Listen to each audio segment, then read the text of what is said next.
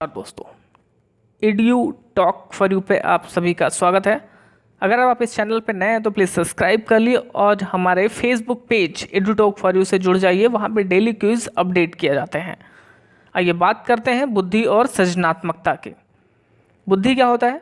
वेक्सलर साहब बताते हैं कि बुद्धि एक समुच्चय है या सार्वजनिक क्षमता है। इस बात को आप याद रखिएगा, बुद्धि क्या है? एक समुच्चय है या सार्वजनिक क्षमता है, एक यूनिवर्सल पोटेंशियल है जिसके सहारे व्यक्ति तर्क करता है, उद्देश्यपूर्ण क्रिया करता है। सबसे बेहतरीन डिफिनीशन मानी जाती है बुद्धि के लिए वेक्सलर साहब की। आगे बढ़ते हैं। जेनसन साहब कहते हैं, जिस तरह बिजली को मापना तो आसान है लेकिन उसे परिभाषित करना बहुत मुश्किल है, उसी प्रकार से उन्होंने कहा है बुद्धि है कि बुद्धि को हम माप तो सकते हैं परीक्षण के माध्यम से, लेकिन अगर डिफाइन करने की बात आती है तो वहाँ पे मुश्किल आ जाती है, क्योंकि उसका कोई एक कंक्रीट वर्ड नहीं है जिसे एक वर्ड की सहायता से हम बता सके। हम कहते तो हैं कि बुद्धि उसे परीक्षण के माप से बता भी सकते हैं कि किस व्यक्ति की कितनी बुद्धि है। आगे बढ़ते हैं दोस्तों, पॉइंट्स की बात करते हैं। इसमें दो प्रमुख वर्ग रखे गए हैं इंटेलिजेंस में। एक प्रमुख वर्ग आता है पिंडक के नाम से। पिंडक क्या होते हैं? पिंडक का मानना था कि बुद्धि क्या है? एक संगठित क्षमता है। ये कहते थे कि बुद्धि एक संगठित क्षमता है, यूनिफाइड सिस्टम है, इसमें अलग अलग कंपोनेंट्स नहीं होते हैं, केवल एक ही ग्रुप है, इसीलिए इसे पिंडक कहा जाता है। पिंड मतलब कि एक। इसको सपोर्ट करने वाले थे स्पीयरमैन साहब। स्पीयरमैन साहब ने कहा कि बुद्धि केवल एक कंपोनेंट से मिलकर बना होता है। तो जो इस विचारधारा को सपोर्ट करते थे वो कहलाए थे पिंडक। इस बात को ध्यान रखिएगा कि पिंडक वो व्यक्ति होते हैं जो बुद्धि को एक कॉन्सेप्ट के रूप में देखते हैं।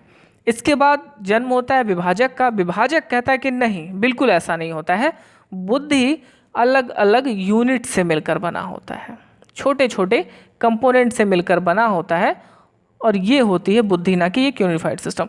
ऐसे मानने वालों की संख्या ज़्यादा ही थी। थर्स्टन साहब कहते हैं, कैटल साहब, थॉर्नडाइक, वर्नन, गिलफोर्ड और गार्डनर साहब, इन सब का मानना था कि बुद्धि अलग अलग समूहों का योग है। जो इस विचारधारा को सपोर्ट करते थे वो क्या कहलाए? स्प्लिटर्स कहलाए या विभाजक कहलाए।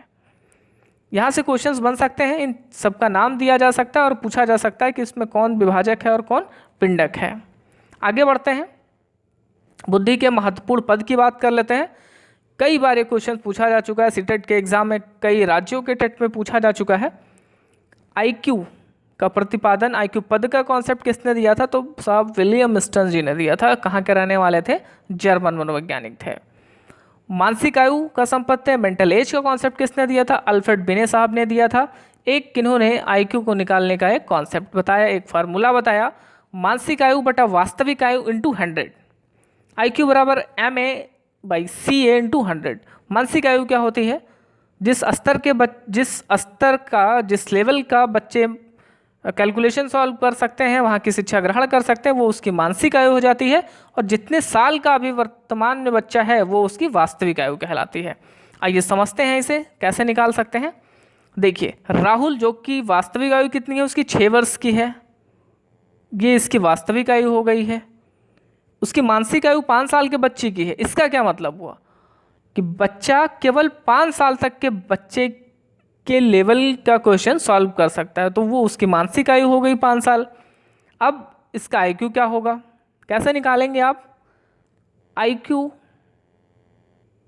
Equal to MA/CA into 100। इसकी वैल्यू रख देंगे आप। देखिए मानसिक आयु कितनी है? मानसिक आयु यहाँ पे 5 साल दिया है, आप यहाँ पे लिख लीजिए 5 साल। वास्तविक आयु कितनी है? 6 साल इंटू 100। अब इसको जब आप सॉल्व कर लेंगे, 2 3 × 6, यहाँ आ जाएगा 50। इसको इससे गुणा करके और 3 से भाग कर देंगे तो आपको आईक्यू कितना मिल जाएगा? 83। अब देखिए 83 कहाँ लैंड करता है? ये टर्मन साहब ने दिया था, इसका स्क्रीनशॉट ले लीजिए, चाहे आप इसे अपने नोट्स में लिख लीजिए। 83 स्कोर करता है अगर वो फॉल करता है इसके बीच में, यानी कि बच्चा मंद बुद्धि का होगा। ऐसे एग्जाम्स में आपके पूछे जाते हैं, वास्तविक आयु दिया होता है, मानसिक आयु दिया होता है, और आपसे पूछा जाता है कि आप ये निकाल के बताइए कि ये कहाँ पे इसकी वैल्यू जो है लैंड करती है, कहाँ पे इसकी वैल्यू आती है। तो टर्मन साहब ने 1916 में ये लिस्ट दी थी, इसे आप नोट कर लीजिए और इसे याद कर लीजिए। आगे बढ़ते हैं। औसत बुद्धि वाले बालकों की बुद्धि लब्धि कितने के बीच होगी? तो जो औसत बुद्धि वाले बच्चे हैं उनकी जो बुद्धि लब्धि होगी, जो उनका आईक्यू लेवल होगा, वो हो जाएगा दोस्तों 90 से लेकर के 109 के बीच में। ठीक है, आप ऊपर जाके लिस्ट में चेक कर सकते हैं कि वैल्यू जो है कहाँ पे लैंड करती है। तो ये एवरेज, ऐसा कई सारे रिसर्चर्स आए, ऐसे कई सारे शोध हैं जिसमें बताया गया कि अधिक ज़्यादातर बच्चे जो होते हैं वो औसत बुद्धि वाले होते हैं। आगे बढ़ते हैं। 5 वर्ष के मोहन की आयु जो है, 5 वर्ष के मोहन की आयु यानी कि वास्तविक आयु है उसकी, और उसकी मानसिक आयु 8 वर्ष। यहाँ पे एक चीज़ इनकम्प्लीट है। 5 वर्ष के मोहन की वास्तविक आयु यानी कि 5 वर्ष उसका क्या हो गया वास्तविक आयु, और मानसिक आयु उसकी 8 वर्ष है, उसका आईक्यू क्या होगा। देखिए इसको सॉल्व करते हैं।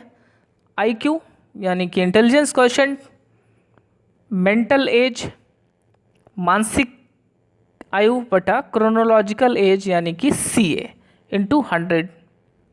अब देखिए 5 वर्ष का है यानी कि वो उसकी क्या हो गई वास्तविक आयु हो गई। तो वास्तविक आयु है इसकी क्रोनोलॉजिकल एज, यहाँ पे वैल्यू लिख दीजिए 5। ठीक है, मानसिक आयु देखिए 8 दिया हुआ है, इंटू 100 कर लीजिए। इसको इससे क्या कर लीजिए, काट लीजिए। कितना हो जाएगा 20 हो जाएगा। 20 को आप मल्टीप्लाई करिए 8 से, 160 हो जाएगा। कितना हो जाएगा 160। तो इसका आईक्यू दोस्तों कितना निकल के आ जाएगा 160। तो अगर 5 वर्ष का बालक है, उसकी मानसिक आयु 8 वर्ष है, तो उसका आईक्यू कितना हो जाएगा 160। 160 कहाँ पे लैंड करता है, अति प्रतिभाशाली बालक वो कहलाएगा। आगे बढ़ते हैं। देखिए आधार आयु निम्न में से किसके मापन से संबंधित है? रुचि, व्यक्तित्व, बुद्धि या अवधान। करेक्ट आंसर हो जाएगा दोस्तों बुद्धि, इंटेलिजेंस।